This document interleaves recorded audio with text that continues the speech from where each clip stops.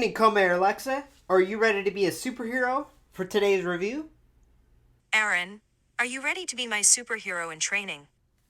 Wait, superhero in training? SHIT. Hey, wait a second. Listen. If anyone here is going to be a sidekick, it's you. You know today's figure is just Molly Holly.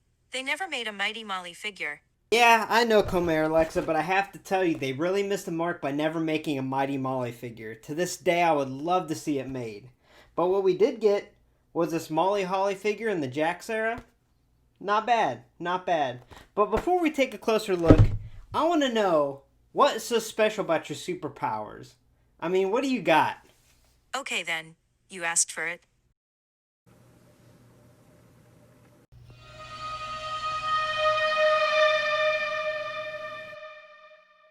Oops.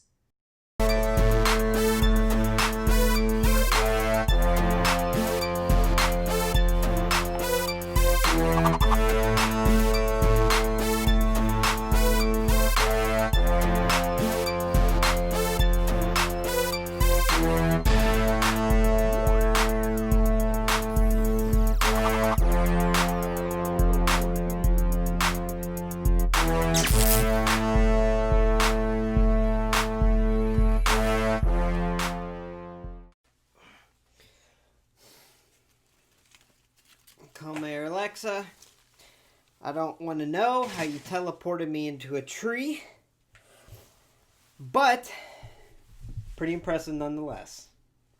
Now, let's take a closer look at this Jax Molly Holly figure.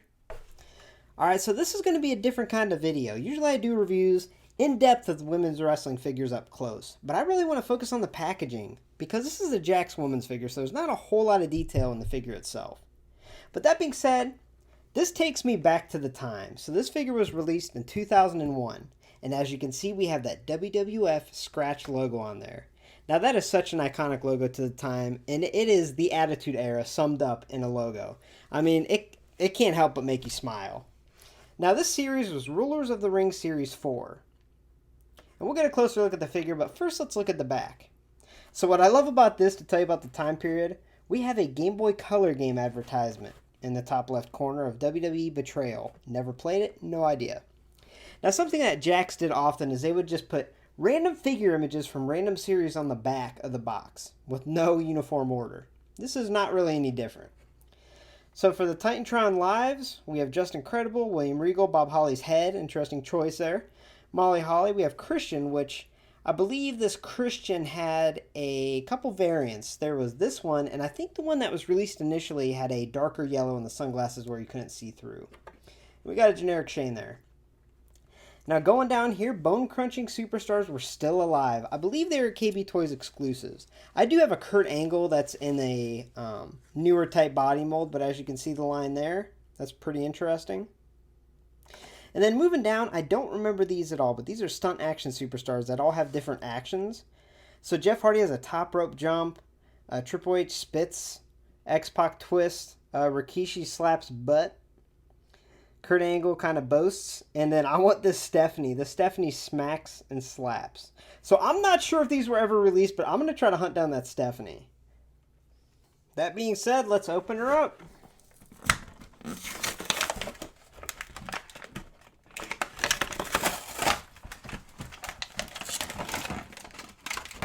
Fell right out.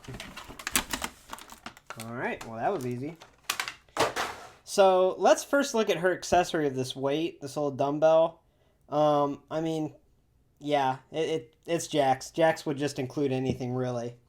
Now looking up close at this figure, the face is supposed to be real skin technology. It's obviously not the best. I do really like the hair mold. Now it's a softer type rubber, and even her little pigtails at the top are pretty movable, so that's pretty neat. But the face could definitely be better. Now as far as her attire goes, it's really accurate. She has this just pretty generic blue top here, but it's got her little design on there, and if you look close, it's got multicolors inside. And even down her pants, these are just a black baggy type pant mold here, and it's got a little design inside those logos.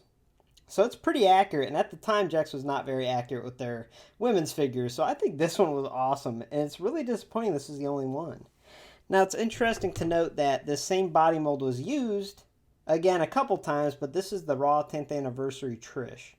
And that's where I noticed the body from, so overall, I mean, this is an okay figure. It's her only one, so hopefully we'll get more, but it's alright. Now, as far as availability goes, this Molly Holly is on eBay for cheap. I mean, as most Jax figures are. Now, this is hard to give an overall score, but since this is a review, I'm going to do it. Given the time period, the era, and the lack of women's figures at the time, I give this a 7.5 out of 10.